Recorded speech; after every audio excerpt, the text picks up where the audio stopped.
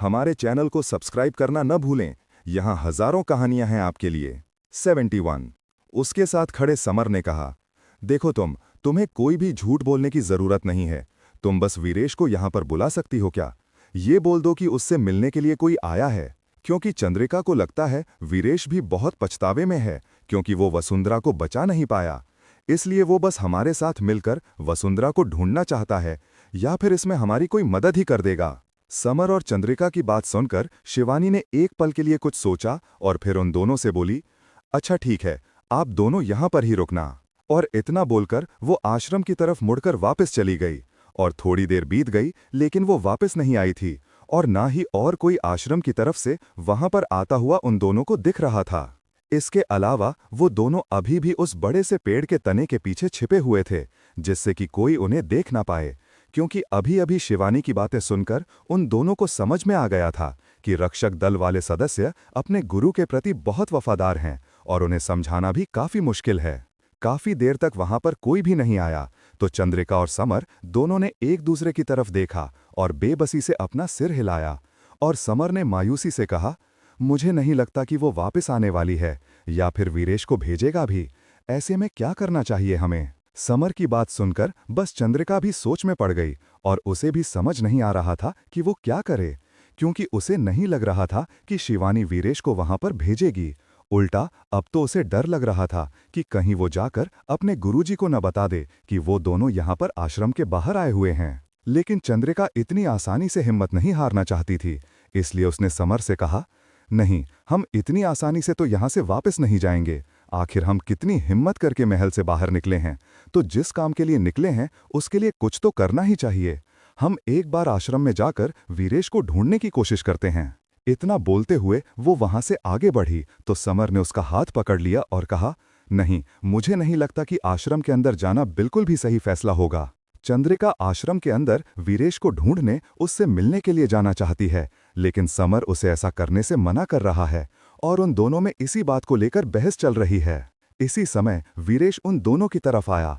उसने उन दोनों को इस तरह से बात करते हुए देखा, और फिर उसे समझ नहीं आया कि समर यहाँ पर चंद्रिका के साथ क्या कर रहा है, क्योंकि जहां तक उसे पता था कि समर वसुंधरा और चंद्रिका दोनों को ही कुछ खास पसंद नहीं करता, और वसुंधरा से तो वो जलता भी था, तो उसे बिल्कुल भी उम्मीद नहीं थी कि चंद्रिका के साथ इस वक्त समर भी वहां पर होगा। शिवानी ने बस उसे इतना ही कहा था कि आश्रम के बाहर कोई उसका इंतजार कर रहा है उससे मिलने के लिए, और इसके अलावा शिवानी ने उसे कुछ भी नहीं बताया था। इसलिए ही वीरेश आश्रम से बाहर निकलकर इस तरफ आया है। राजकुमार, आप यहाँ पर क्या कर रहे हैं? और चंद्रिका, मेरा मतलब है राजकुमारी, आप भी इतनी रात गए आपको महल से बाहर नहीं निकलना चाहिए, ये आपके लिए सुरक्षित नहीं है। उन दोनों की तरफ आते हुए वीरेश ने कहा, तो चंद्रिका उसकी बात पर मुंह बनाते हुए बोली, अब तुम भी शुरू मत हो जाना, क्योंकि कब से हम बस यही बात सुन रहे हैं, और अब हम थक चुके हैं ये सब सुन सुनकर।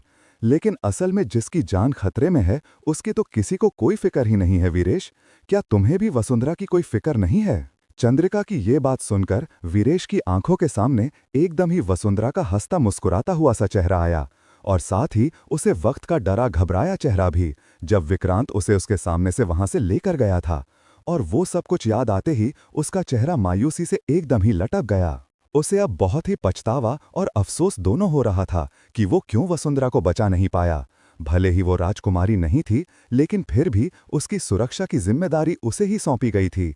इसलिए चंद्रिका की बात का जवाब देते हुए वीरेश बोला, तो क्या इतनी रात गई तुम मुझे ये याद दिलाने आई हो कि मैं अपने कार्य में असफल हो गया और वसुंधरा को मेरे सामने से वो विक्रांत लेकर चला गया? वीरेश को ऐसे मायूस देखकर चंद्रिका ने तुरंत ही आगे आते हुए कहा, नहीं नहीं, हमारा ऐसा कोई भी इरादा नहीं है। हम तुम्हें असफल महसूस करने बिल्कुल भी नहीं आए हैं, लेकिन हमें बस वसुंधरा की फिक्र है और हम उसे ढूंढने के लिए जा रहे हैं। तो क्या तुम इसमें हमारी मदद करोगे? क्योंकि हमें कोई अंदाजा नहीं है कि उसने वसुंधरा को कहाँ रखा होगा, वो उसे कहाँ पर लेकर गया होगा। लेकिन तुम ऐसी शक्तियों को आसानी से पहचान लेते हो, तो तुम जरूर वसुंधरा को ढूंढने में हमारी मदद कर सकते हो, है ना? बहुत ही उम्मीद के साथ वीरेश की तरफ देखते हुए चंद्रिका ने यह सब कुछ कहा, और उसके पीछे खड़े समर ने अब तक कुछ भी नहीं बोला, क्योंकि चंद्रिका जो कुछ कह रही है वो एकदम सही है। लेकिन वीरेश भी उसकी बात पर तुरंत ही कोई जवाब नहीं दे पाया और थोड़ा सा सोच में पड़ गया। 4। दूसरी तरफ विक्रांत वसुंधरा को देख रहा है। वो जहां पर बैठा हुआ है वहां से वसुंधरा का कमर नजर आ रहा है। वसुंधरा बहुत परेशान बेचैन सी वहां पर टहल रही है, लेकिन उसे कमरे से सब तरफ वो 8-10 कदम से ज्यादा आगे नहीं जा पा रही है, वो विक्रांत के बनाए हुए घेरे की वजह से। और वो बहुत ही ज्यादा परेशान हो चुकी है। काफी टाइम से वो लगातार रो रही थी, लेकिन अब रोते रोते वो चुप हो गई है, क्योंकि उसे पता चल गया रोने से भी कोई फायदा नहीं है, वो वहां से बाहर नहीं निकल सकती। विक्रांत ने उसे एक तरह से अदृश्य कैद में रखा हुआ है, और जो कुछ होने वाला है वो उसके बारे में सोच रहा है।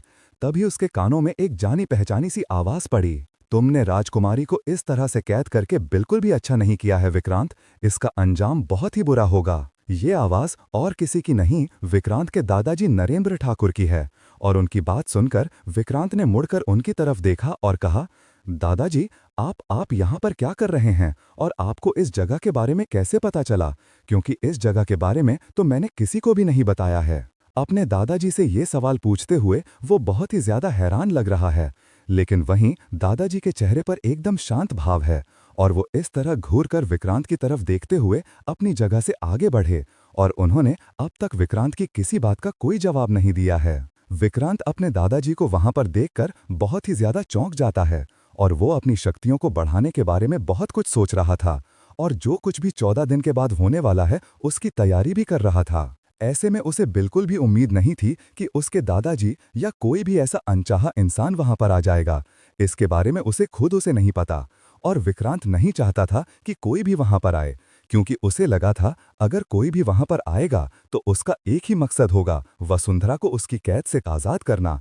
और विक्रांत 14 दिनों से पहले ऐसा नहीं होने दे सकता है, किसी भी कीमत पर। इसीलिए अपने दादाजी को वहां पर देखकर उसका मूड खराब हो गया, और उसने दादाजी की तरफ देखते हुए कहा, क्या कर रहे हैं आप यहाँ पर? यहाँ से आप वापस चले जाइए, आपके यहाँ पर कोई भी जरूरत नहीं है। इतना बोलते हुए उसने अपने दादाजी की तरफ से मुंह फेर लिया और दूसरी तरफ देखने लगा। कहानी जारी रहेगी। क्या वीरेश करेगा विक्रांत तक पहुंचने में चंद्रिका की मदद? और दादाजी को कैसे पता चला है विक्रांत की उसे खुफिया जगह के बारे में, जहां पर उसने वसुंधरा को रखा हुआ है? और क्या विक्रांत हो पाएगा अपने मकसद में कामयाब? जानने के लिए पढ़ते रहिए। हमारे चैनल को सब्सक्राइब करना ना भूलें। यहाँ हजारों कहानियां हैं आपके लिए। वहीं उसके दादाजी को उसके मुंह से ऐसी बातें सुनकर बहुत ही बुरा लगा, लेकिन उन्हें पता है कि वो शैतानी प्रवृत्ति का है, और किसी से भी प्यार या नरमी से बात करना उसके स्वभाव में ही नहीं है। लेकिन फिर भी वो दादा से बहुत ही ठीक तरह से बात करता है। आज शायद वो नाराज है या फिर निराश।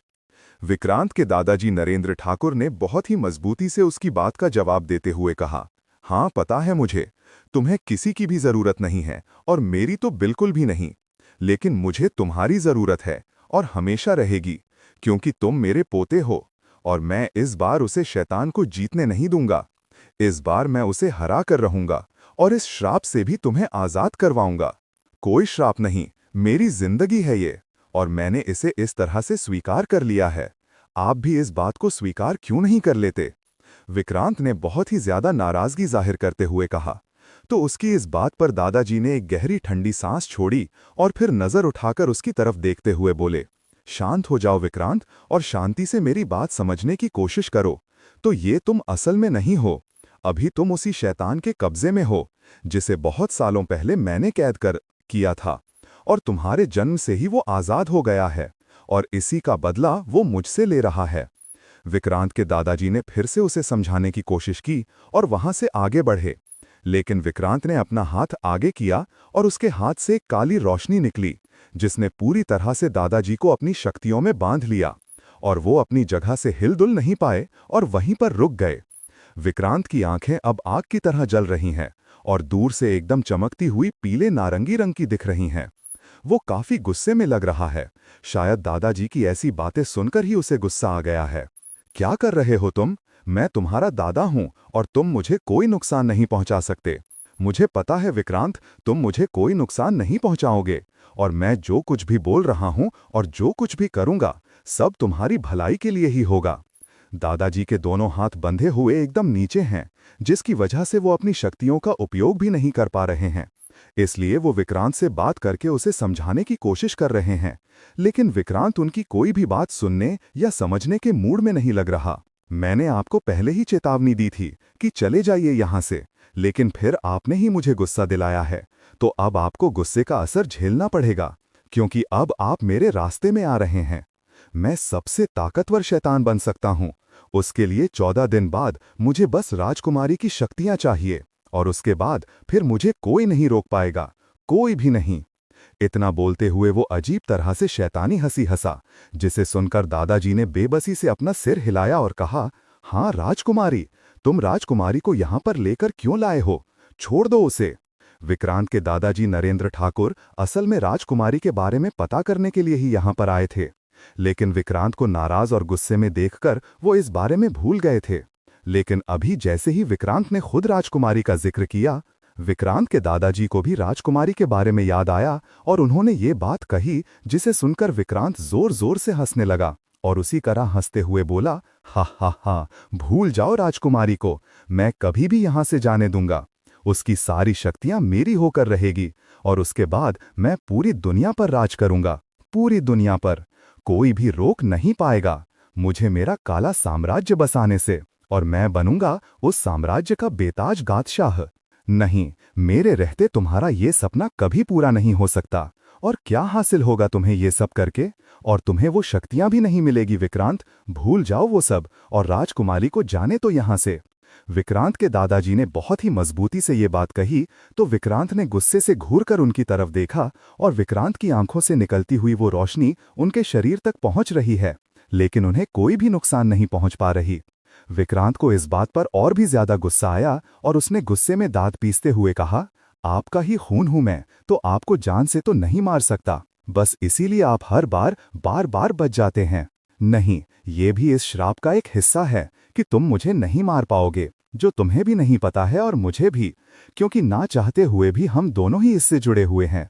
और मुझे मारने की कोशिश करने से अच्छा होगा कि तुम खुद इससे बाहर निकालने की कोशिश करो, क्योंकि ये श्राप अंदर अंदर तुम्हें मार रहा है।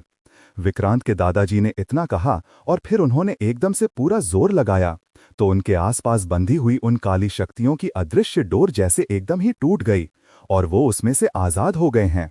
क्योंकि इस वक्त विक्रांत सोच में पड़ गया था और उसका ध्यान इन सब चीजों की तरफ बिल्कुल भी नहीं था। उसे इस तरह से सोचते हुए देखकर दादाजी को लगा कि शायद विक्रांत उनकी बातों में आ गया है। पूरी तरह तो नहीं, लेकिन थोड़ा बहुत ही सही, कम से कम वो इस बारे में सोच रहा है, तो वो उसे अपनी तरफ कर सकते हैं। ये सोचते हुए वो आगे आए और बहुत ही प्यार और नरमी से उन्होंने विक्रांत के कंधे पर हाथ रखते हुए कहा, कहाँ है राजकुमारी, जाने दो उसे, और जो शक्तियां तुम्हें मिलनी होगी वो तुम्हें वैसे भी मिल जाएंगी। इस तरह से राजकुमारी को कैद करके तुम्हें कुछ भी हासिल नहीं होने वाला। दादाजी की ये बात सुनकर विक्रांत ने एक झटके से अपनी गर्दन घुमाते हुए उनकी तरफ देखा और बोला, मेरी शक्तियां 100 गुना बढ़ जाएगी उसकी शक्तियों के साथ मिलते ही, और उसके बाद 14 दिन बाद जो होने वाला है वो भी टल जाएगा और मैं अमर हो जाऊंगा हमेशा के लिए। और क्या आप नहीं चाहते कि आपका पोता कभी ना मरे? विक्रांत ने दादाजी की तरफ तिरछी मुस्कुराहट के साथ देखते हुए ये बात कही, तो दादाजी भी आगे कुछ और नहीं बोल पाए। वो भी उसकी ऐसी बातें सुनकर थोड़ा सोच में पड़ गए और उन्हें इतना समझ आ गया कि वो राजकुमारी को नहीं छोड़ने वाला, और ना ही उसने उन्हें बताया कि उसने राजकुमारी को कहां पर कैद करके रखा। विक्रांत के दादाजी को समझ आ गया कि जो कुछ भी करना है तो उन्हें खुद ही करना होगा और खुद से ही राजकुमारी का पता भी लगाना होगा। दूसरी तरफ सुबह का वक्त, सूरज बस निकलने वाला है और आसमान में अंधेरा बिल्कुल गायब हो चुका है और हल्की हल्की रोशनी पूरे आसमान पर छाने लगी है। इस बीच जंगल में 3 लोग एक साथ आगे बढ़ते हुए चल रहे हैं। वो तीनों ही काफी देर से चल रहे हैं, जिससे कि वो काफी ज्यादा थक गए हैं। खासकर उन तीनों के बीच में चलती हुई लड़की चंद्रिका। वो अपने घुटने पर हाथ रखकर तेज सांसें लेते हुए बोली, अभी और कितना दूर चलना है हमें, हम अब नहीं चल सकते। और इतना बोलते हुए चंद्रिका वहां पास में पड़े हुए एक पत्थर पर ही बैठ गई। उसे इस तरह से बैठते हुए देख उसके साथ चल रहा राजकुमार समर भी दूसरे पत्थर पर बैठ गया और उसने भी चंद्रिका की बात से सहमति जताते हुए कहा, हाँ, मैं भी नहीं चल सकता। अगर मुझे पता होता हमें इतना चलना है तो मैं घोड़े साथ लेकर आता, कम से कम पैरों में दर्द तो नहीं होता। उन दोनों की ऐसी बातें सुनकर वीरेश, जो कि उन तीनों में सबसे आगे चल रहा था, उसे भी वहां पर ही रुकना पड़ा। उसके चेहरे पर थकान बिल्कुल भी नजर नहीं आ रही, क्योंकि उसे आदत है, वो हमेशा हर जगह इस तरह से पैदल चलकर ही आता और जाता है। साथ ही उसकी शक्तियों की वजह से भी उसे थकान नहीं होती। वो ध्यान करता है और अपनी इंद्रियों पर उसका काबू रहता है। कहानी जारी रहेगी।